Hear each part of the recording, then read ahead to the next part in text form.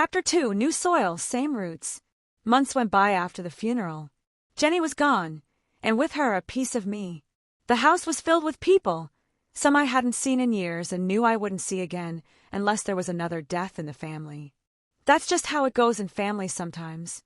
Still, it was hard to tell if what I felt was grief or simply how strange everything had become. I was in the same house, same room, same smells, but somehow it didn't feel like home anymore. Some nights, I would still turn to Jenny's empty bed and whisper like she was there.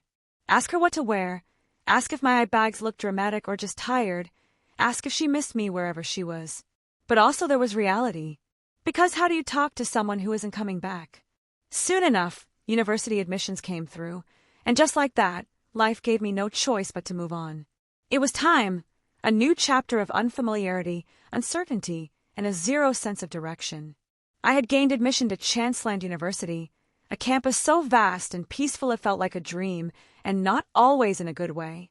The first day I got there, your girl was late. Orientation for freshers had already begun, and I had to rush in like someone auditioning for Lost and Found. I slipped in quietly, dodging any eye contacts to avoid being popular for the wrong reasons. If I was going to survive on campus, I needed this orientation. I couldn't afford to be clueless throughout my campus day. Eventually, we were divided into groups for a campus tour. And oh, I saw things for sure. There were freshers already acting like final year gurus, some walking around with their squad like they owned the school. There were loners like me blending into shadows. And then there were those students who had already found love on day one. Like how? Where? Was there a secret love booth at the gate I missed? But the most shocking thing I saw? Picture this. A car full of boys blasting music like they were throwing a concert on wheels, drifting in circles, right in front of the auditorium like it was a music video shoot. I stood frozen, blinking like a Wi-Fi signal, not because I didn't believe it, but I was genuinely trying to figure out if they owned a fuel station or just didn't care that petrol had a price. Well, either way, it was none of my business. But campus life was screaming, no peace for the new. I was as clueless as a goat at a beach party. Everything was new. Everyone was new. I couldn't keep up that I needed at least one person, a friend. I kept catching myself looking for her, Jenny. Like somehow, she'd pop out of the crowd, elbow me, and whisper her usual girl, look your best. But no, the only thing that popped was the reality that I was alone now. That this was me, trying to figure it all out without my other half. That I couldn't do this alone. I had too many emotional issues. So I scanned the area looking for a loner like me, and I spotted a girl who had kept to herself and decided to shoot my friendship shot. Hi, I said with a smile. She turned, barely looked at me, and said, I'm not interested. Ah, okay. I just walked away like it never happened. Ego slightly bruised, pride intact. No new friends. I told myself, I can do this on my own. That confidence lasted exactly 10 minutes because when the registration process started, I realized I needed serious help. There were so many places to go to. There was the finance office, faculty block, something secretariat, and I didn't even know where the administration block was. That's when I met Emma. She had kind eyes, a funny way of talking, and seemed just as lost as I was. We clicked instantly. Together, we laughed through the confusion, figured out the forms, and helped each other get it done. She was my miracle for the day.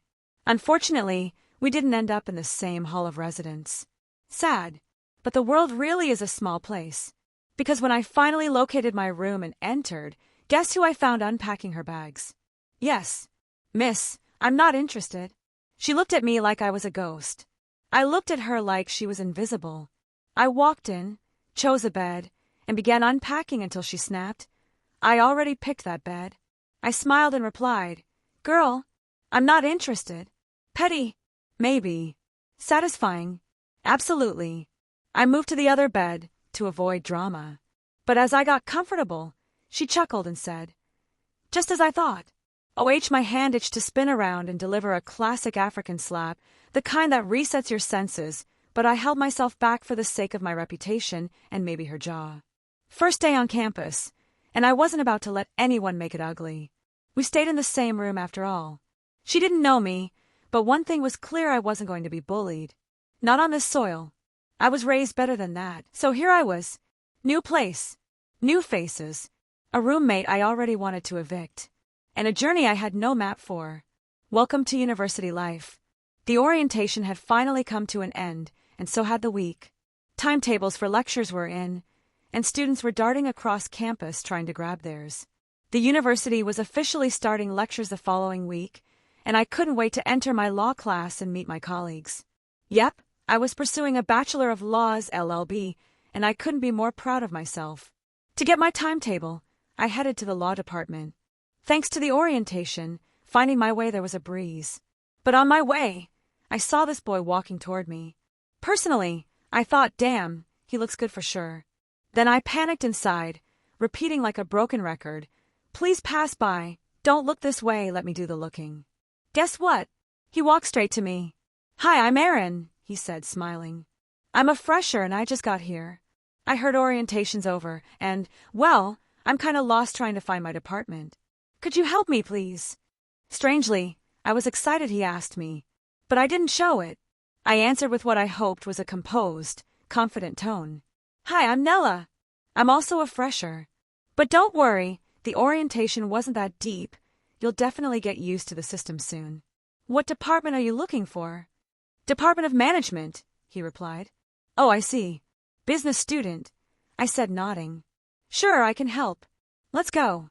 I really don't want to trouble you, he said, hesitating. You can just give me directions instead. I know you're not headed that way. You're right, I'm not. But don't worry about it, I replied. So I walked Aaron to his department, and along the way we talked. We found out we had a few things in common and ended up exchanging contacts.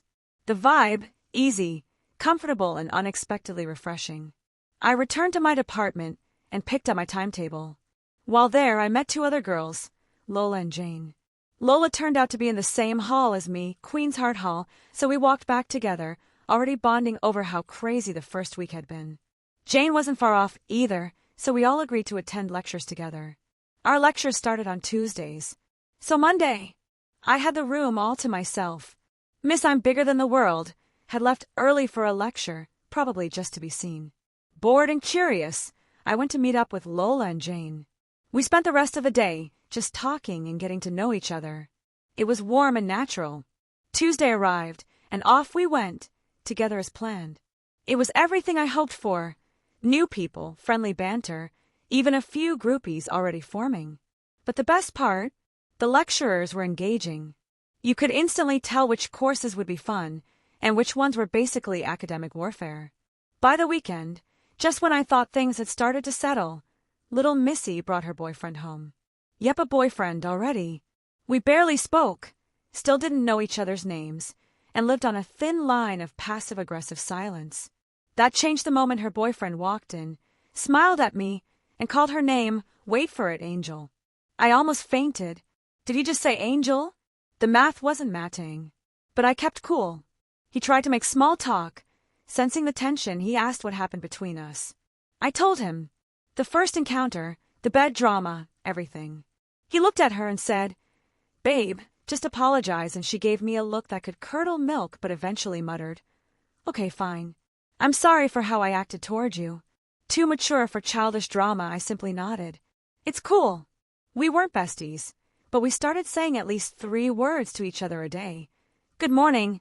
Off to lectures? Take care. Baby steps. That night, I stayed up journaling. Not because I was suddenly disciplined, but because everything felt like too much. Dear Jenny, I wrote. Today I made 2 new friends, argued with 1 roommate, and almost slapped someone. You would have laughed so hard. It still hurts. Waking up and knowing you're not across the room anymore. Sometimes I feel guilty for laughing or moving on. Like you're supposed to still be here, and I'm betraying you by adjusting. But I know you'd want me to live. Really live. Still. I wish I had you here to laugh at how chaotic everything is. The following afternoon, right after lectures, Jane came around all giggles and blushes. We'd been teasing her about a certain friend she swore was just that, but her disappearing acts told a different story. As Lola and I were heading out to get food, I spotted someone in the distance. I squinted Alex. I yelled. He turned, jaw-dropping. Nella, what are you doing here? Alex was a close friend from secondary school. After our final exams, we all drifted apart. Only Beverly stayed in touch. I poured out my frustration about the silence. He explained he lost his phone and all our contacts with it. We caught up quickly, laughed about the old days, and exchanged numbers to stay in touch. I introduced him to Lola, and we said our goodbyes. And just like that, another unexpected connection. University life was wild already, and I had a feeling the ride was just beginning.